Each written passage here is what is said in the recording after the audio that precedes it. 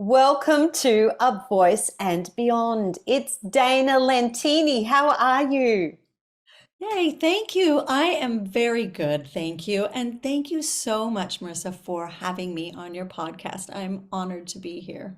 Oh, look, I am so excited about you being on the show today because we're going to be talking about teaching children. And it's such a topic that people have all these opinions around whether we should be teaching children or not, what we can do with children or not. There's so many misconceptions. There's a lot of debate that goes on. People have very firm ideas and opinions around this topic. So I'm hoping to break some of those down. And you are, I believe, someone who is an expert in this area. You are a noted pedagogue and the author of Teaching the Child Singer, Paediatric Pedagogy for ages 5 to 13, which was published by Hal Leonard. You're an expert in teaching methodologies for this age group, and your articles and podcasts have been distributed worldwide. Well, they've reached Australia, so that's worldwide. We're a long way away. And you hold a Bachelor of Music degree in vocal performance from the University of Southern California and a Master of Music degree in vocal pedagogy from Oakland University. Now, I have to ask you straight off the bat, did you sing as a child? Well, yes, I used to stand on my bed and sing, and I wanted to take singing lessons. And I didn't start till I was 13 because I was told I had to wait to take singing lessons. So, yes, I was singing and, all over the house and everywhere and begging to take singing lessons. And I had to wait until I was 13. And that's when I started Wow. taking formal voice lessons. Wow. I was singing from a child as well. The difference between you and I is that I was like singing pop and rock music when I was from 5 years old, and I didn't want to take singing lessons. I didn't even know they existed, but I thought I was already good enough. I was very highly opinionated about myself. But who told you that you couldn't take lessons till that age? Where did that come from? It might have been my mom, but she wasn't an expert or a musician or anything. I mean, probably somebody told her that, maybe a teacher, a music teacher at school, or somebody like that. But it was the major consensus. It still is in some circles Yes, today. absolutely is. That, a child needs to wait till, after puberty to start formal singing lessons. So, yeah, but yeah, I grew up in Southern California near Disneyland. So, there was Disneyland and, all of that stuff. So I loved that whole show choiry, singing at stage. Annie was on Broadway at that time. I had the LP to that, or the out, the record. And I would play it all the time in my room. And I remember leaving it out in the sun and coming into my room one day and it was melted. I remember being so upset that I left it No. out in the sun and melted my record album. Oh my gosh. So when you started your lessons, how was that experience for you? Was it what you thought it would be like?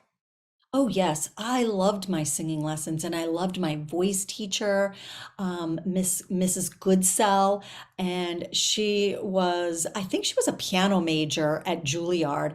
And she had this beautiful studio that was her dining room that was turned into her big grand piano. So there was not a dining room table in the dining room, it was a music room. And I just thought that in and of itself was magical. I was like, wow. We didn't have a piano in our house. My family did not own a piano ever in my life. I played the clarinet and the bassoon in the band through elementary, middle school, and halfway through high school. And it wasn't until I got to college that I started piano. So I do think that that put me at a disadvantage in many ways. I'm still a really not a good piano player. Join the But club. I think if I had been a really good piano player, I might not have been doing the work that I'm doing now because in some ways I think that led me to this place. Yes. And then you went on to have a classical career. Yes, And then exactly. you started to teach young children. How did that come about? Did you study how to teach kids, or did it happen serendipitously like most of our teaching started? Always, absolutely. And it evolved over time. It didn't just like magically happen one day. Um, I was First of all, as a parent, my children were doing Suzuki violin, but actually, I think I started working with children even before my kids got into their musical studies. It really started when I was at my church, and the pastor at my church came up to me and said, "Our children's choir teacher is leaving. Will you be our choir teacher or choir director?" I was like, I am an opera singer, you know, but then, when somebody offers you something and puts money on the table, you're like, hmm, Mm. okay, I think I could figure that out. And then I loved it. Of course, I loved it. And then, my husband is in higher ed, and we've evolved and moved several times throughout his academic career and our lives together through different states. So he moved after I had been doing that for a few years.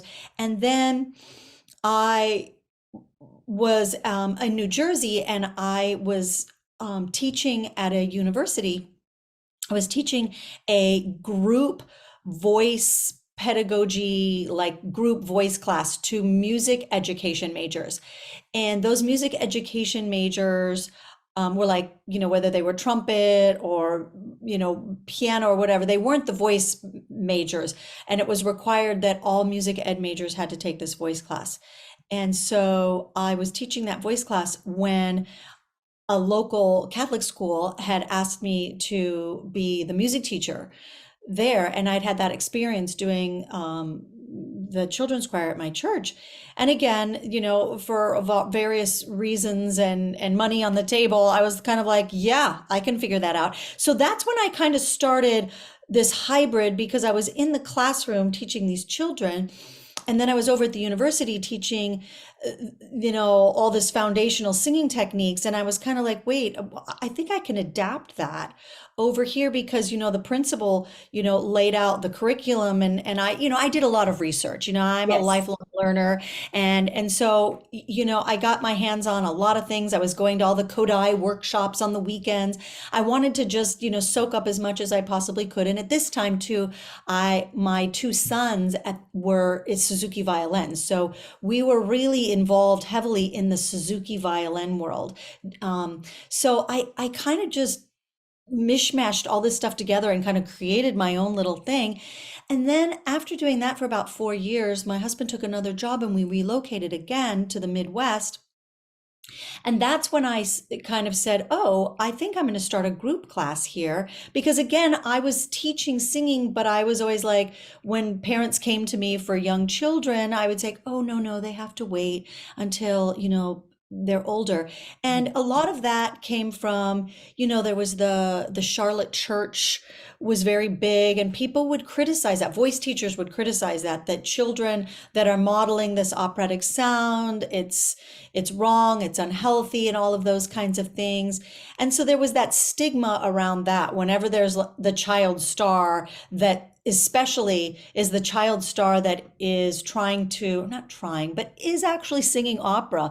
But, voice teachers all want to jump in and, especially with social media now, criticize that and attack it and Yes. understand all of that. And so I too was like, oh yeah, and there was that perception that children that are taking singing lessons, and I think this is still pretty prevalent in our society, that when somebody calls us for voice lessons, it's somebody that's been recognized as showing a high level of aptitude for singing.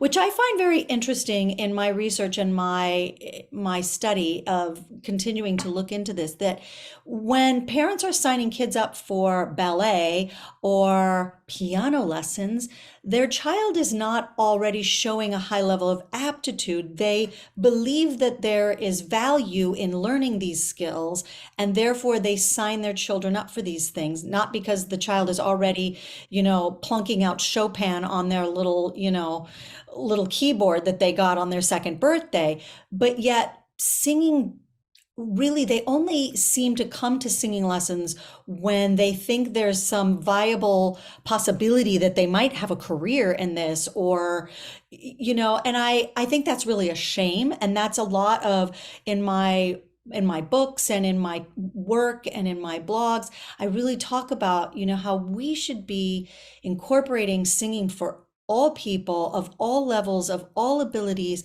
As voice teachers, we will gain more clients that way. Mm. And as people, as voice teachers, we have so much to offer to people and to humanity by learning music and song. And if we really think about it too, taking piano lessons is really only for people that can afford to buy or rent a piano. But singing doesn't require the purchase of an extravagantly expensive instrument. Yes. So it really is so much more inclusive, and it should be, than we really think about it. But I think going back to the Charlotte Church, and I'm sorry to keep bringing that name up, but there's other kids as well that, that were kind of child stars. And so people often think that parents are coming to singing lessons because they want their child to be a star. And that's not my experience at all. And the children and the singers that I work with, and that's what I found in the classroom, they were like there. They didn't have a choice. They had to take music. But you see the potential of how many people can get rid of that fixed mindset that you can or you can't sing.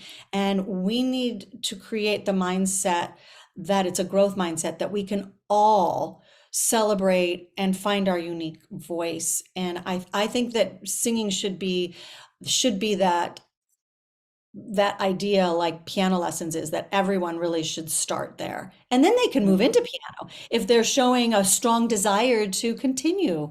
And then Mm. they can buy that piano or rent that piano. So, Yeah.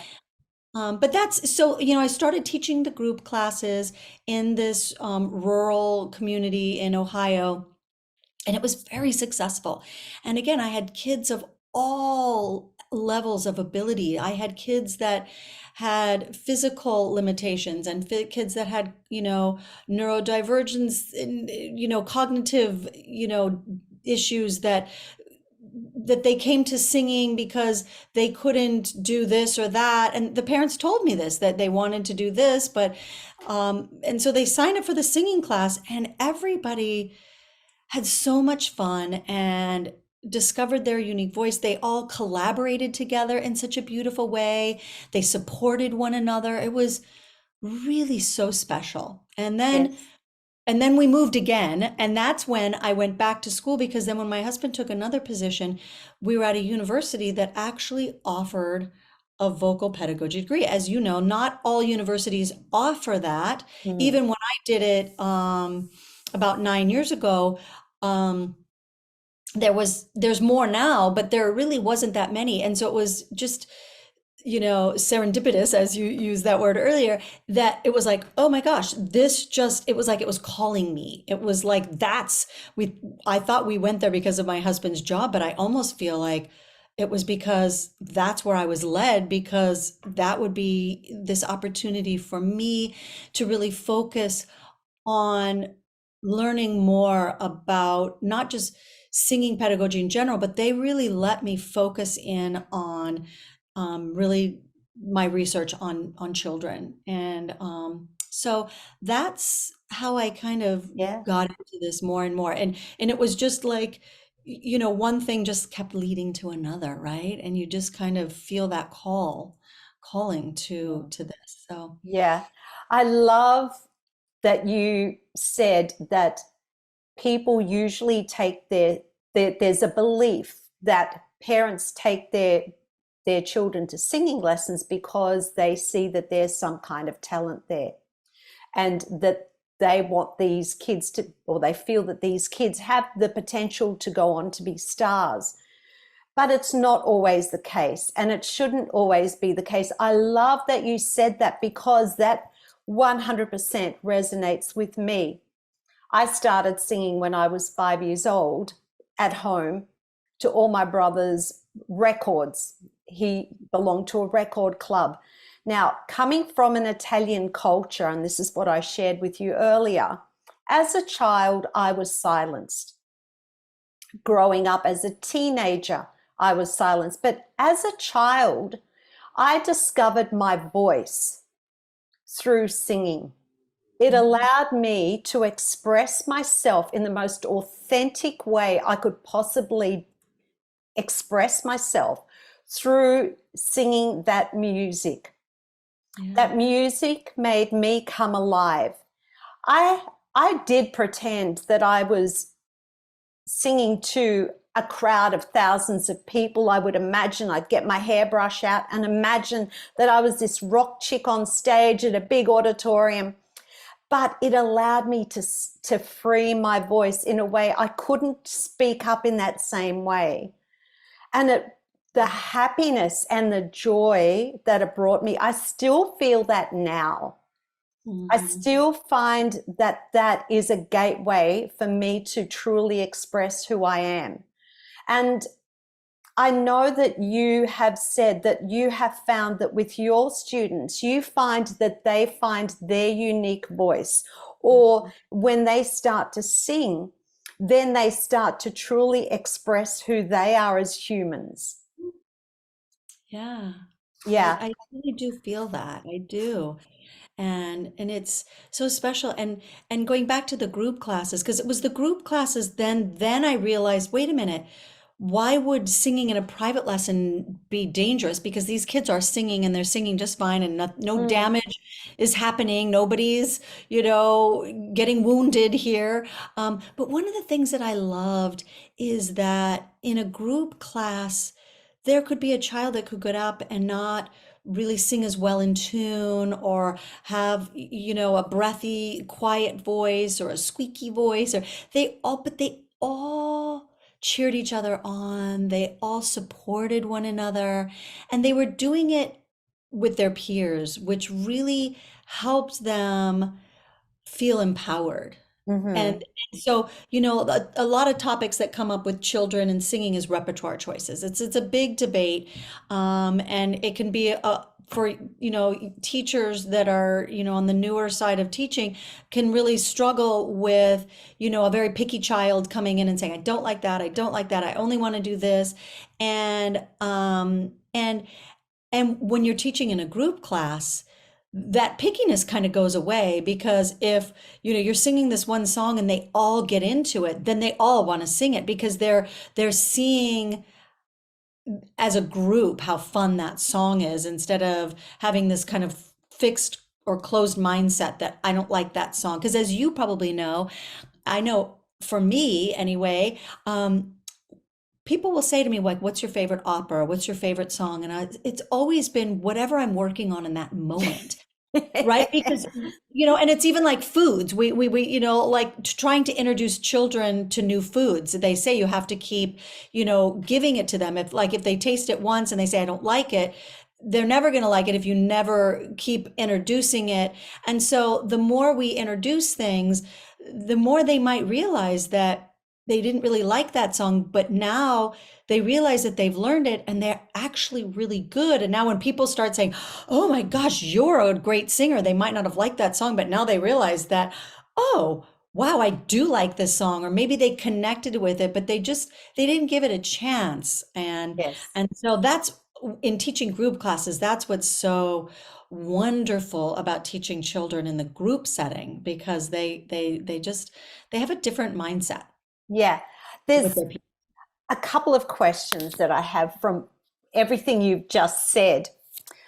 Firstly, I want to know, and I don't know if you've come across this in your research, where did this whole notion of not teaching children till they've been through puberty come from? Because when you look at the historical pedagogy, the master apprentice model started out, what, the 16th century, and you had the master teaching castrati.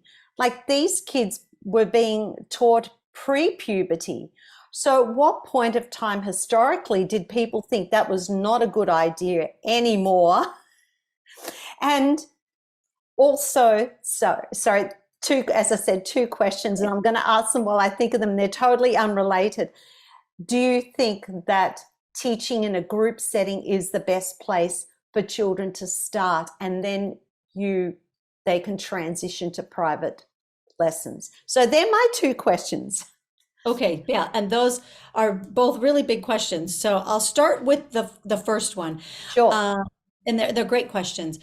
So the first one, what I have come to realize is really it was during the 20th century when things started to shift, and music in the, in North America anyway, in the United States, I don't know about Australia, but was really when the educational system came in, and there was this music classroom, and there was more focus on kind of learning, in the classroom, and learning this kind of song method. And it really was not, the same sort of concept. And then you have over here at the universities, we had then the master apprentice. Like, if you wanted to become a trained singer, right, you really went to a university. It's still like, if you want to sing classical music, you go to a university. I mean, there's very few people that don't go that route, but most of them do. Yes, or Go that classical. route. And that's where that master apprentice model is, where you stand at the piano and you work on your 5 Italian vowels, and you work on getting this acoustical, formant tuning to sing without, amplification, and we sing art songs. And so there was that whole master apprentice model. So when we come out of that, that's where, like, yes, I get it. Teaching that same way I was taught at the university is not a good way to teach children.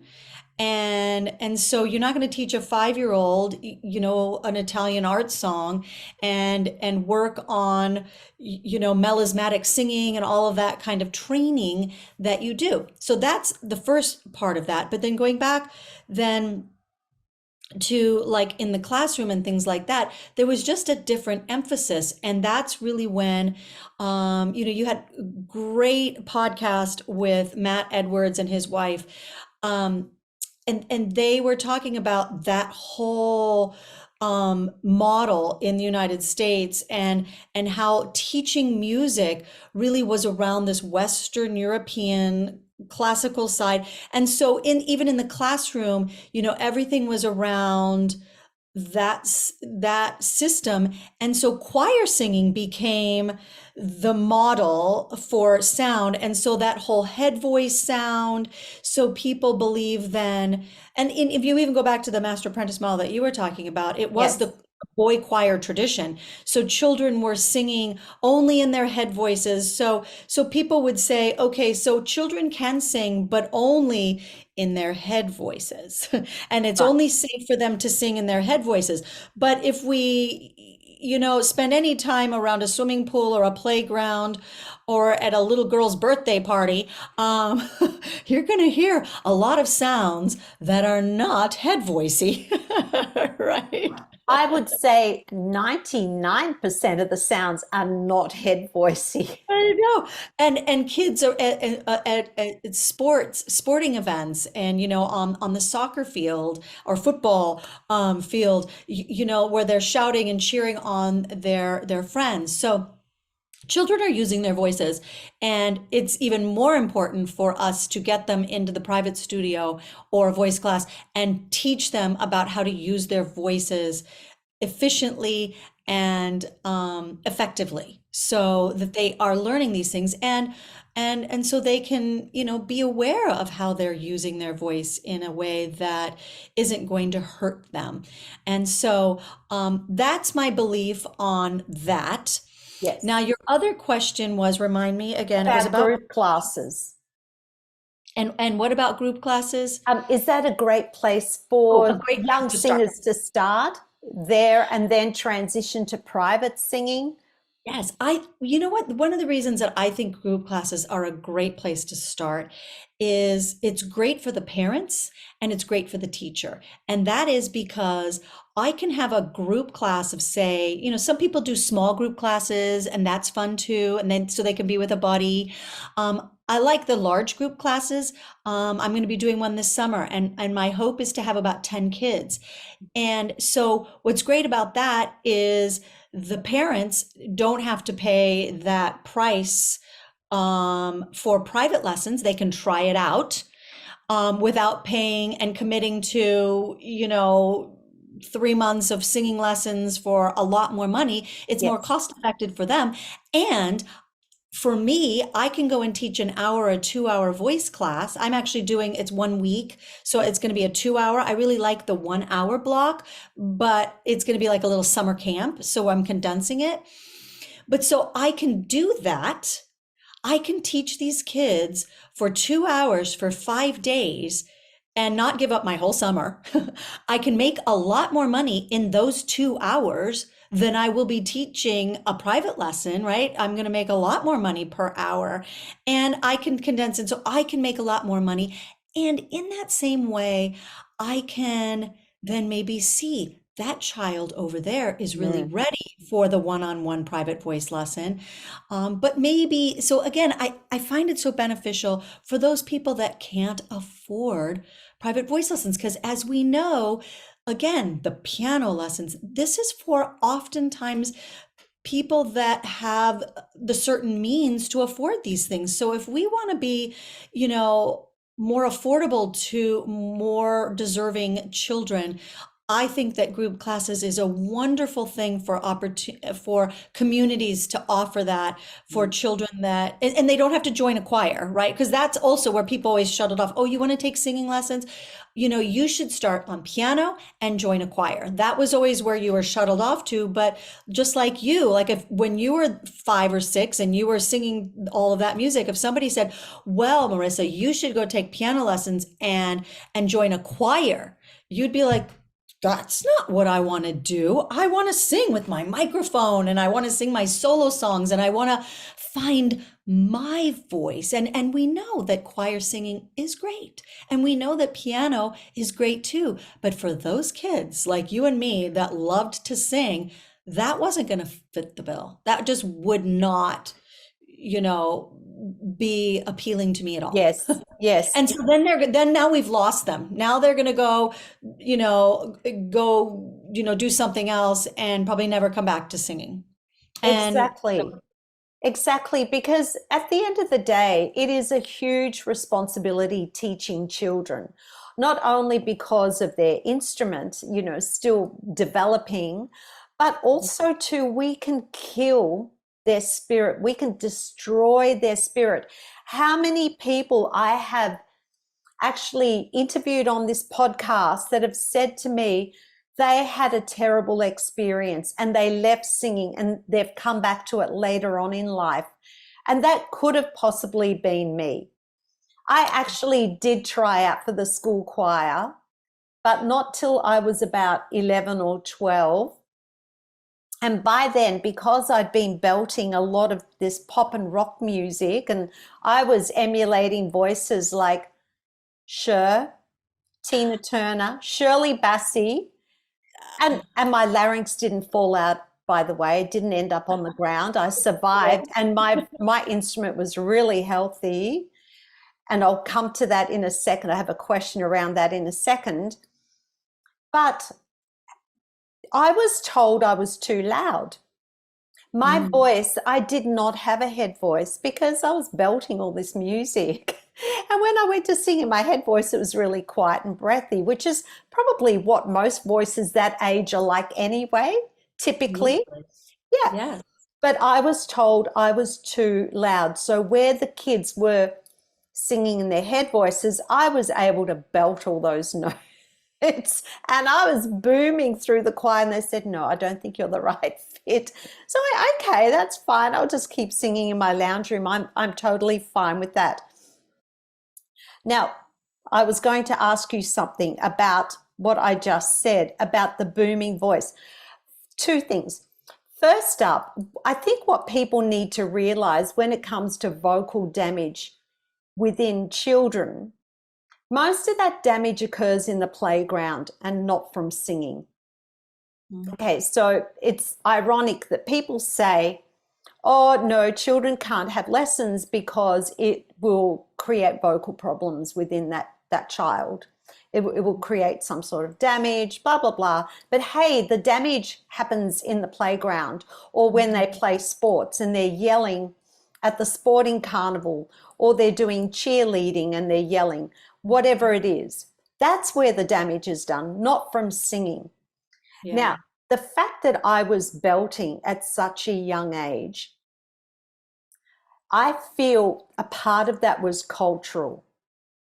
Mm. And how much of an impact does culture have on our singing as we're growing up? Because I came from an Italian family, even though I was silenced, we actually, when we did speak and we expressed ourselves, we used the whole range from the lowest to the highest part of our range.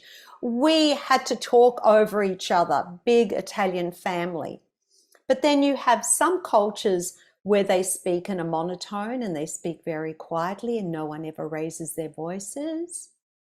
Do you Mhm. think that impacts the singing voice for children? Oh, absolutely. If we really think about it, again, think about that piano, like that piano is still like the golden ticket to all musical, aptitude, it seems like. But since the beginning of time, through ritual and cultural traditions, humans have been using their singing voice or voices to communicate these traditions, right? And so, absolutely, you know, I I have several students that are of Indian descent, and I find it very fascinating. And I really love the music of India, and I notice that that their culture is very much about movement and dance, and so much of their music is so lyrical in a way, and so I find that yes, through that culture and tradition, that their voice is going to have that same quality, that because they're singing through these traditions. And so absolutely, I mean, we could, that's probably a great dissertation for somebody. Um, Yes, yes. And make sure you cite us in that. Inspired by. Right, exactly. I'm not doing any more schooling, but if I did, that would be a great research project. Because yes, I think absolutely. You mentioned it because you know it, that the home life, the culture, the ritual traditions that a family has, whether it's in a church or a place of worship, or whatever, that helps a child also find that authenticity, right? When their parents are playing Motown songs, like you said, your brother was playing these things, and you were tuning your ear to hearing this, and you were just experimenting and finding these sounds, Mm. and you found that freedom in your voice by creating that, right? And Yes. so, and to this day too, a lot of the reason that children are drawn to certain repertoire is because of what they're hearing in their home. And that's the interesting thing, right? So a child that comes to singing lessons is really only exposed to what their family and culture has exposed them to. And so that might be music in the car that their parents are listening to, or maybe something in school. If they are going to a place of worship on the weekends, they're hearing that music there.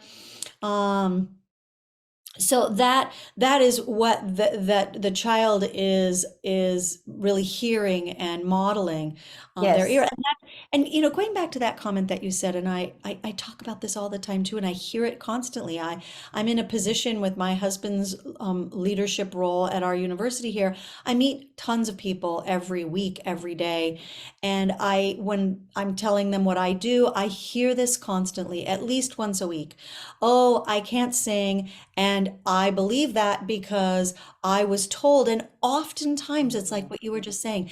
I Another dissertation here, it could be a research project for when people were told this, because I find that most often, this is just in my own two-bit like observation, it was told to them during puberty when their voice was going Wow. through this wonky period and they were breathy or they couldn't really match pitch right because they weren't sure what register or where they were supposed to be singing. And so that's at some point, the choir person or the music teacher said, You over there, don't sing. And it wasn't because they couldn't sing.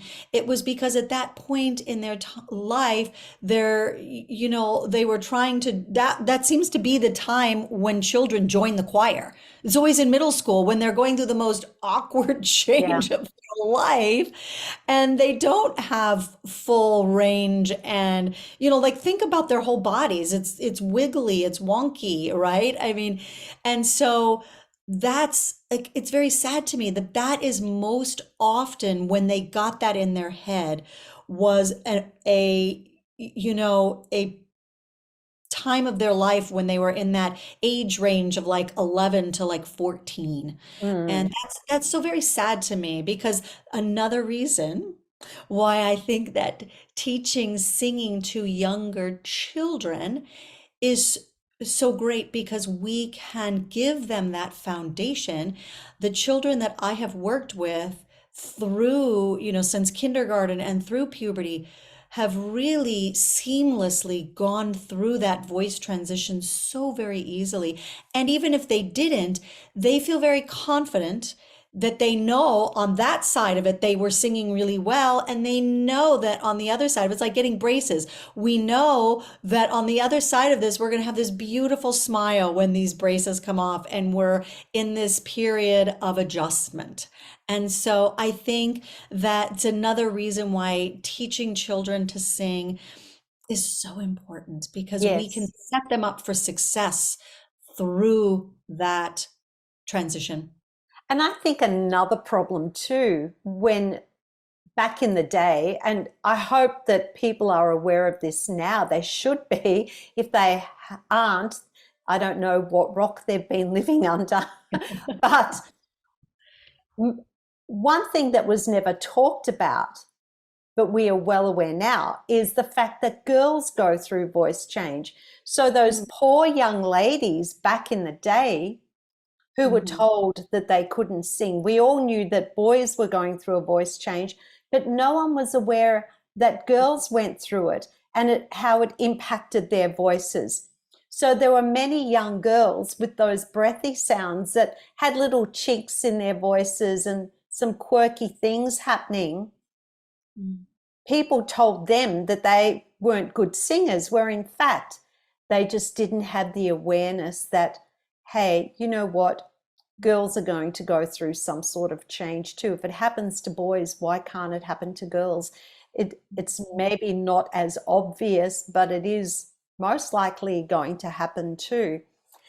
So you Yeah. have created this program, Born to Sing Kids. I'd like for you to talk about that program and what is it that you can actually teach kids to do? What are some of the skills that people think, oh, you can't teach a child this? What are their capabilities realistically? Yeah, that is such a great question. So Born to Sing Kids was really that was my group class. And so I was in the classroom and I had to turn in my curriculum. I had to show what the ages and stages were progressing through. My principal, asked me that. And again, I was just a singer, a voice person. I didn't have a degree in music education. So I had to go and, find all of that. And that was before, Facebook was just beginning. So there wasn't all the Facebook forums that you could just go and ask the question and get an immediate answer. And there certainly wasn't, chat GPT, right? There was, you actually had to go and order textbooks and read books and Yes. learn and find this and go to workshops. So I realized that that master apprentice model of vocalizing and singing repertoire and singing it in that classical style was not what children were going to learn. And so when I was teaching the group class to the older students, we were talking about mind and body and breath and, some musicianship. And we were doing this kind of holistic thing. So my Born to Sing kids, really, I had this little sequence because I also noticed that children don't have that attention span to just stand there and just sing for 45 minutes. And so that's another thing that people say, well, you can teach children, but maybe for 15 minutes, give a 5-year-old a 15-minute mini lesson. And it's like, well, they can go to kindergarten or, first grade and go to school all day. Why can they not have a longer voice lesson? Well, it's because, we need to have this lesson pacing that gives them this whole comprehensive experience. Think about a piano lesson. Again, they're not just sitting there in a piano lesson playing piano repertoire. They're learning theory. But why is it only in piano lessons that we teach theory in oral skills? Why can we not be teaching that in a voice lesson? Other than thinking about that master apprentice model, it wasn't taught in the master apprentice model. Therefore, always voice lessons were like, if you want to learn that, go take piano lessons. Well, why could we not have that in the voice lesson? Why can we not learn solfege and rhythmic and, that kind of thing, learning how to keep a steady beat and all of these things. So that's Born to Sing kids. Then, and I did my group class, I designed this little curriculum that touched on all of these different techniques. Again, if we only think of technique as singing classical music and singing those Italian vowels and, then you're right. We have no business teaching kids if that's Yes. all we think of is singing technique. But again, I like to use the analogy of like a child in a ballet class, or even my children playing Suzuki violin. My son was 3 years old when we got his first little tiny violin that's actually up there on a little shelf behind me. It's like Oh, this big. And his little tiny violin, no, he didn't immediately start playing songs. They learn how to just put it under their arm and how to hold it without dropping it. Then they learn how to put their fingers on the bow. And then they learn how to get it on their shoulder. That's technique right there, right? In a beginning ballet class, the little, children join the ballet class and they sit maybe in a little circle and they just learn how to dip their toes and learn how to point their toes. And that's technique. So yes. if we think about children, then what is technique in its simplest form? And one of the very first things that I like to do in a very beginning singing class or voice lesson with say a 5-year-old is to just sing something like an echo song, like I am a robot, and ask them to just sing that back to me. So they're working to just make some oral connection. And that's technique right there because they have to use their ear to listen and sing back to me. And then I could maybe give them a little clapping rhythm, and ask them to clap that back to me. That's technique right there. It's not just singing big songs, right? Listening is a very important technique in singing. Oh, so much. So Yes, and much. learning how to listen actively and to really think about what am I listening to? You learn to sing at that early age by listening. Um, 100%. And not all kids are listening the way that they should, be to get the best thing like that. So another technique that I like to work on is just helping them understand how we use breath in singing. And we can break that down very simply. We don't have to talk about breath control or breath support. We could just talk about breath motion. And we can talk to them about how when we breathe for just life, right? Our breath is a lot different than when we breathe for singing. When we're breathing, for singing, we have to take a quick inhale, and then the exhale is long and sustained, right? When we're breathing just for every day, it's quite the opposite. It's a slow intake and a quick exhale. And so that's helpful for them to like just get in touch with how their body takes in breath. So, I like to pull out little props like a pinwheel. And so we'll blow on pinwheels. Or this time of the year, we're just entering into spring and summer. So we can, pull out some bubbles and pull out a little bubble wand and blow on our bubbles, and then realize that we don't want to, crunch up our shoulders and get all distorted, that we can keep this, efficiency and freedom in our body when we're blowing the bubbles, and we can feel that kind of um, release of the breath. So we can be Yes. learning. That's a technique, right? Blowing bubbles. Who knew that blowing bubbles was a singing technique? Yes. This is amazing.